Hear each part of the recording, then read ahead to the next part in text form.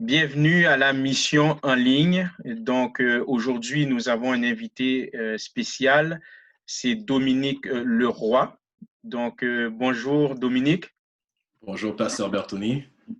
Donc, c'est un plaisir de t'avoir ce soir avec nous. Et le sujet que nous allons aborder, mesdames et messieurs, eh bien, c'est un sujet qui est d'ordre d'actualité. Est-ce que c'est vraiment d'ordre d'actualité lorsqu'on on prend le temps de réfléchir à cela? Je dirais que le sujet portera sur la masculinité et cela s'impose aujourd'hui, surtout en étant des hommes chrétiens, surtout en étant des hommes chrétiens. Donc, je vais tout de suite te poser une question. Que signifie, Oui. Dominique Leroy, que signifie être un homme au 21e siècle?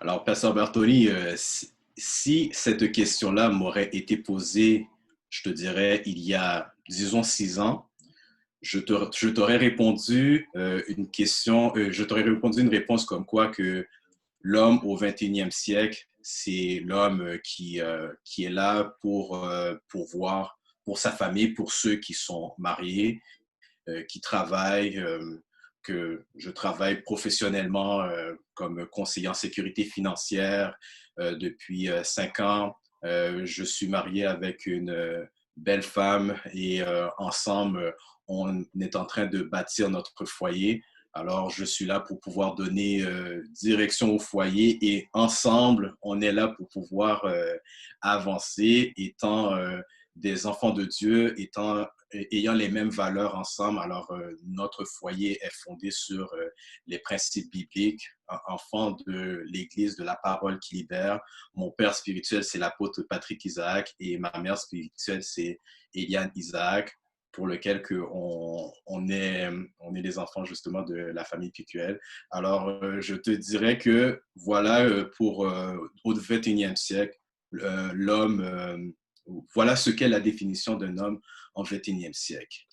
Par contre, maintenant, si je regarde ma situation, c'est que, juste pour vous donner un petit résumé, c'est que ma femme et moi, nous avons fait face à une situation personnelle au niveau de la santé de notre garçon qui a fait en sorte que, j'ai dû arrêter de travailler pour pouvoir prendre soin à temps plein de mon garçon. Ça Hmm. n'a pas été facile. Pourquoi? Parce que on est dans une société où comme on dit, c'est que souvent on peut voir la femme est au foyer et c'est l'homme qui travaille. Mais par contre, présentement, moi, je suis au foyer et c'est ma femme qui travaille.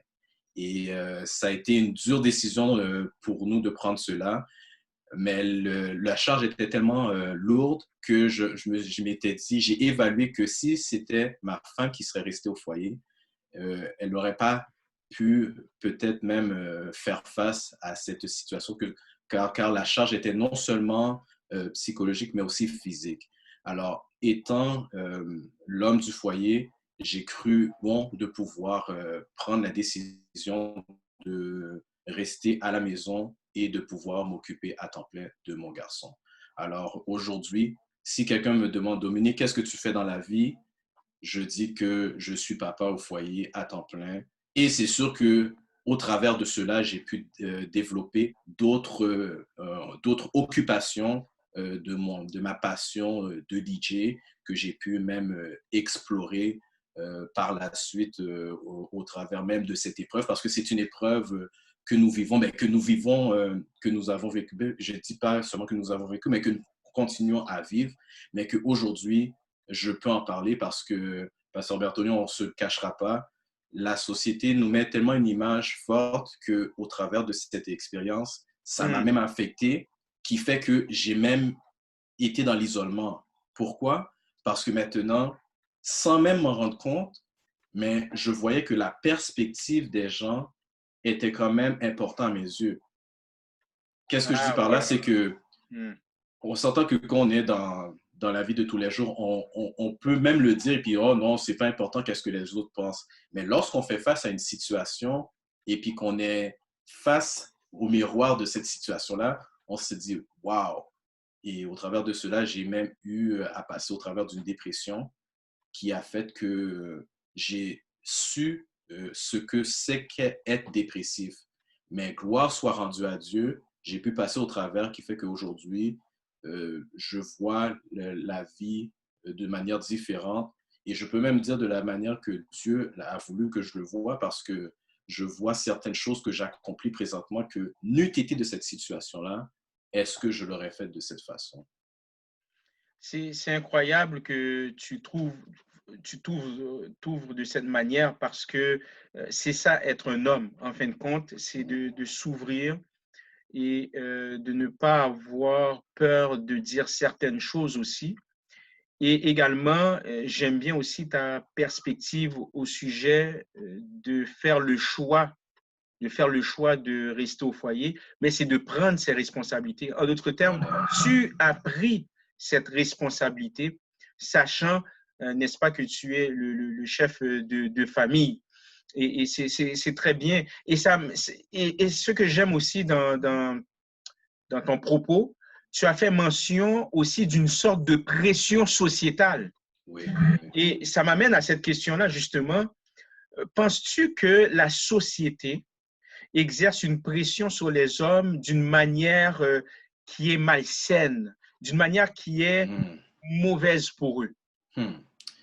Je te dirais définitivement, définitivement, parce que on est dans une société où ce que on doit performer, on doit être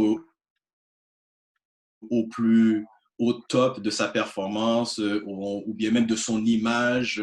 Lorsque quelqu'un se présente, quelle est la première chose qu'on va lui demander? Qu'est-ce que tu fais dans la vie? C'est Alors, vrai, ça met justement comme c'est vrai. le statut social pour pouvoir justement savoir à quel niveau qu'il est. Pourtant, si je dis que je suis père au foyer, est-ce que ça fait de moi quelqu'un qui est au niveau plus bas on peut dire du statut social? On ne sait pas justement quelle a été mon expérience auparavant et qu'est-ce qui a fait en sorte que maintenant je suis père au foyer. Et c'est la même chose pour quelqu'un qui peut se retrouver, on peut dire, itinérant dans la rue. On a entendu des cas où ce que des gens qui étaient itinérants, ils étaient des personnes qui étaient dans des multinationales, mais qu'à cause de quelque chose, soit d'un mauvais coup, quelque chose, ils ont tout perdu. Mais est-ce que ça fait d'eux des personnes au bas niveau de la société? Alors, on peut dire que oui, la société met une pression sur l'homme de toujours être performant, de toujours être à son plus haut niveau, de se surpasser sans même savoir la capacité de chacun, parce que chaque personne a une capacité. Ce Tout n'est à pas fait. parce que ton voisin fait quelque chose que toi, tu dois le faire et de devoir le dépasser. Pourquoi tu ne cherches pas à savoir c'est quoi que moi, je suis capable de faire et dans ce que tu fais, tu es le meilleur dedans, sans Absolument. nécessairement toujours aller chercher la place dans une entreprise du directeur. Mais parce que le directeur, on s'entend qu'il faut avoir des qualités pour pouvoir être directeur. Mais si toi, tu es secrétaire, mais dans ce que tu fais comme secrétaire, tu es la meilleure secrétaire. Mais pourquoi tu veux aspirer à être directeur alors que ce n'est pas ta place? Hmm. Mais par contre, qu'est-ce que la société nous dit? Rentre dans une entreprise, gravis les échelons, essaie d'atteindre le top du niveau. Des fois, dans des entrevues, des gens ils disent, moi, dans 5 ans, je me vois, il y en a, je ne dis pas que c'est pour tout le monde, je me vois dans 5 ans à la tête même de cette entreprise et tout cela. Mais est-ce que tu sais qu'est-ce que ça prend pour pouvoir être à la tête d'une entreprise? Et puis, est-ce que tu es prête à pouvoir endosser ces responsabilités-là? Pourquoi même que tu as cette ambition-là? Est-ce que c'est vraiment une ambition personnelle ou bien c'est une ambition, comme on dit, sociétale, parce que c'est ça que la société nous montre, toujours essayer d'être en premier rang de tout, quoi. J'aime bien la nuance que tu viens d'apporter. Est-ce que ton objectif, c'est une ambition personnelle, parce qu'on n'a rien contre l'ambition personnelle, Mm, ou bien c'est une ambition sociétale? Donc maintenant, tout est dans le motif réellement. voilà. Et ce motif peut être malsain, mais c'est vrai, ce que tu dis que d'une manière générale, la société exerce vraiment beaucoup de pression sur les hommes. Justement, j'avais une émission la semaine dernière concernant les hommes, le rôle de l'homme dans la société postmoderne, et j'avais énuméré quelques statistiques faisant état que que les hommes, n'est-ce pas, se suicident plus. Hein, le taux de suicide chez les hommes est vraiment alarmant. Bien entendu, il y a une pluralité de facteurs expliquant cela, mais c'est vrai qu'il y a une forme de pression indue sur les hommes. Et ça, c'est bien ce que tu viens de dire. Oui, et puis je ne suis pas, comme je suis d'accord avec ce que vous dites, et puis je suis sûr que ça aussi, ça, c'est quelque chose qui hausse ces taux de suicide. Et je ne veux pas m'avancer parce que je n'ai pas les statistiques devant moi, mais j'ai déjà même entendu dire que le taux de suicide chez les hommes versus chez les femmes, il est plus élevé. Alors, ça, là même, ça montre aussi la pression qui est exercée face aux hommes par rapport à cela. C'est incroyable, c'est incroyable. Maintenant, je vais, on va aller sur le terrain de l'Église, parce que nous sommes dans une société sécularisée, une société qui fait la séparation de la foi dans la sphère publique. Et j'aimerais t'entendre au niveau des hommes et de l'Église. Donc, qu'en est-il des hommes et de l'Église? Pourquoi? Parce que on constate que les hommes sont minoritaires sur le plan numérique dans les églises. On va rester plus particulièrement les églises évangéliques. Et certains hommes disent que, écoutez, je vais uniquement à l'église pour remplir les obligations de rôle de fils, pour remplir les obligations de rôle de mari, pour remplir les obligations de père ou autres également.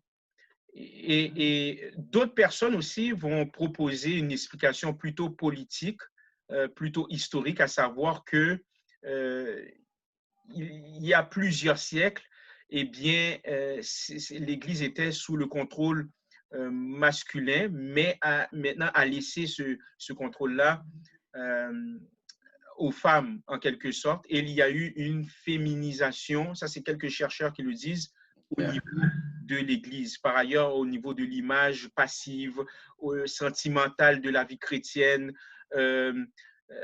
au niveau même de la personnalité de Jésus. Donc, dans certaines prédications, on ne va pas montrer le Jésus qui se tient debout, mais plutôt un Jésus soft, hein, un Jésus vraiment mou.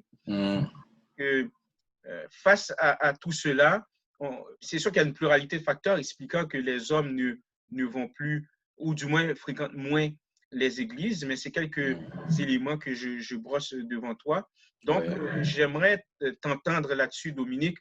Pourquoi, d'après toi, les hommes restent-ils à l'écart de l'Église évangélique aujourd'hui? Bon, moi, Pasteur Bartolique, s'il y a, je peux dire, comment je pourrais mettre ça? En général, hein, c'est vraiment l'Église en général. On le remarque en Amérique du Nord. Pourquoi? Oui. Bon, moi, qu'est-ce que je pourrais dire, c'est que l'homme, en général, il souffre du syndrome de Lucifer. Qu'est-ce que j'entends par là? Lucifer, qu'est-ce qu'il a voulu être? Il a voulu être égal à Dieu. Et puis, on s'entend que dans une église, il y a une autorité spirituelle. Et lorsque tu fais partie d'une assemblée, tu dois venir te soumettre à cette autorité-là. Et s'il y a un être on peut dire qu'il peut avoir des problèmes avec la soumission, c'est bien les hommes. À cause de quoi? L'orgueil. C'est là que je dis que à cause de l'orgueil, à cause de tout cela, l'homme peut souffrir de ce qu'on appelle le syndrome de Lucifer et il voit qu'il a la difficulté à se soumettre, que ce soit à l'autorité ou bien même aux principes qui sont enseignés par cette autorité-là, parce qu'il est moins, on peut dire, il n'est pas mature spirituellement. Alors, si il n'est pas mature spirituellement, qu'est-ce qui prend place? C'est sa chair. Et on sait que la chair a des désirs contraires à l'esprit. Alors, si la maturité spirituelle n'est pas présente, ça fait en sorte qu'il peut avoir des conflits, on peut dire, si on peut dire ça comme ça, qui fait que la chair va prendre plus le dessus et l'homme va plus être en retrait de ce qu'on appelle l'Église à cause de cette autorité spirituelle-là et à cause de la difficulté de pouvoir se soumettre. C'est quand même un bon point parce que c'est sûr qu'il y a plusieurs raisons, mais ça, c'est vraiment une des raisons plutôt, excusez-moi, une des raisons, parce que c'est vrai que l'homme en général, bien entendu, l'homme en général a un côté vraiment orgueilleux et c'est dû, n'est-ce pas, à notre nature humaine, notre nature pécheresse. Ouais. Et je crois forcément qu'il y a lieu de considérer, à regarder à Christ qui lui-même qui était dans son opulence, hein, qui était au ciel, Ouais. mais c'est, et ça c'est le livre des Philippiens qui nous le démontre, c'est abaissé vraiment en prenant la forme d'un serviteur pour pouvoir servir Exactement. vraiment sa communauté pour Et puis, sauver la population aussi. voilà. Puis on se demande même si c'est pas, encore là, on parlait de la société, si c'est pas de la pression sociale qui, comme on dit, rentre à l'Église. Parce que on vit aussi dans une société où on peut voir que l'homme, avec difficulté, il ne respecte pas les autorités, comme ils peuvent dire n'importe quoi à n'importe qui, que ce soit une autorité au niveau gouvernemental ou bien même au niveau du travail, le manque de respect qui peut être véhiculé. Veut pas, on voit que ça aussi, ça rentre dans nos églises et c'est malheureux parce que nous qui devons être le sel de la terre, mais on dirait que ou bien qu'on doit, je veux dire, évangéliser, mais on dirait qu'on se fait évangéliser par le monde de l'extérieur et ça rentre justement dans nos églises, ces problèmes-là, ces problématiques-là. Maintenant, fort de ce constat, comment, outre que la prière, ok, moi je crois à la puissance de la prière, mais Ouais, c'est trop ouais, facile de balancer, ah, il faut prier, ouais. etc. Ok, on le sait, là, il faut prier, on le prie, moi je vis une vie de prière, mais outre que la prière, comment y remédier réellement? Euh, comment, comment donner le goût à certains hommes Ouais. euh, que l'Église elle est bonne aussi. C'est une institution que Christ, c'est pas n'importe quelle institution, c'est Christ qui s'est fait homme, qui a implanté son Église, là. Mais comment y remédier? Comment y remédier? Mais déjà, la prière, c'est un bon début. Définitivement, ça c'est Parce que tout commence par la prière, oui. Mais encore là, comme la parole dit, la foi sans les œuvres, elle est morte. Alors, on a beau prier, on a beau avoir la foi, mais s'il n'y a pas les œuvres qui suivent cela, mais c'est comme si on aurait fait ça en vain. Moi, ce que je dis, c'est que ceux qui sont présentement à l'Église, parce qu'on s'entend qu'il y a quand même des hommes qui vont avoir une vie spirituelle, qui vont marcher selon les principes et puis qui vont avoir des résultats. Et c'est à eux de pouvoir, témoigner, de pouvoir manifester l'amour de Christ au travers même de ses compatriotes qui sont à l'extérieur de l'Église. Et quand je dis à l'extérieur de l'Église, ça peut être collègues de travail, ça peut être frères, sœurs, cousins. Là où ce qu'ils sont, c'est de pouvoir manifester Christ. Parce qu'on s'entend qu'on n'est pas chrétien juste à l'intérieur des quatre murs, mais la vie chrétienne se vit à chaque jour. C'est un mode de vie. Alors, si quelqu'un, tu es quelque part et puis on ne peut pas voir la différence, sans même que tu aies besoin de dire que tu es chrétien, mais par ton attitude, par la façon que tu agis avec les gens. Là où tu es dans ton travail, tu vois que tout le monde panique, mais toi, tu restes calme et puis tout le monde dit, hey, mais pourquoi tu es si serein, tu es si tranquille par rapport on a entendu qu'il y a des mises à pied et puis tout cela. Mais là, ces personnes-là, ils vont être ils vont être justement intéressés par toi et puis dire, il y a quelque chose en lui que je ne sais pas c'est quoi, mais il fait la différence avec les autres. Et c'est là, quand les gens ils vont venir te voir, tu vas pouvoir manifester Christ que tu sers. Et c'est là aussi qu'il ne faut pas avoir peur de pouvoir parler, de dire ta foi chrétienne et de pouvoir dire, de pouvoir témoigner de ce que Christ a fait, comment que tu étais même avant et comment que tu es aujourd'hui. Et non seulement ça, c'est que c'est par tes actions, parce que eux autres même, ils pouvaient témoigner. J'ai vu comment tu es rentré et puis je vois comment que tu es présentement. Mais qu'est-ce qui a fait la différence? Et je crois que en faisant cela, les gens vont être plus intéressés à vouloir avoir cette relation avec le Seigneur et à vouloir être enseigné à venir là où ce que tu reçois, ou soit là où ce que tu reçois, ou bien dans l'église locale qui prêche des bonnes valeurs et tout cela. Et moi, il y a un verset pour appuyer ce que je dis, que j'ai à cœur de vous partager, c'est Romains 8, 19 qui dit « Aussi la création attend-elle avec un ardent désir la révélation des fils de Dieu. » Littéralement, ce verset-là vient résumer ce que je viens de dire. Lorsque Absolument. les fils de Dieu se manifesteront, déjà, les gens qui sont au dehors, qui sont la créature de Dieu, ils attendent justement qu'on se manifeste. Mais s'il n'y a personne qui se manifeste, s'il n'y a personne qui démontre sa vie chrétienne de ce qu'on est, comment eux autres, ils vont pouvoir réagir par rapport à cela? Fait que c'est à nous, les hommes, qui sommes remplis du Saint-Esprit, qui avons cette communion avec Christ, qui sommes fidèles, qui sont des exemples, autant dans le mariage, qui faisons attention à ce que nous disons, qui ne participons pas lorsque quelqu'un fait une blague, on va dire obscène, et puis qu'on va se mettre à rire avec eux. C'est là où on va faire une différence. Par rapport à cela, je vais juste vous faire un petit témoignage. Comme je vous disais, je travaillais chez Desjardins et puis on était une équipe de 9. Et pendant une réunion, à un moment donné, on avait un superviseur et puis on était 8 employés.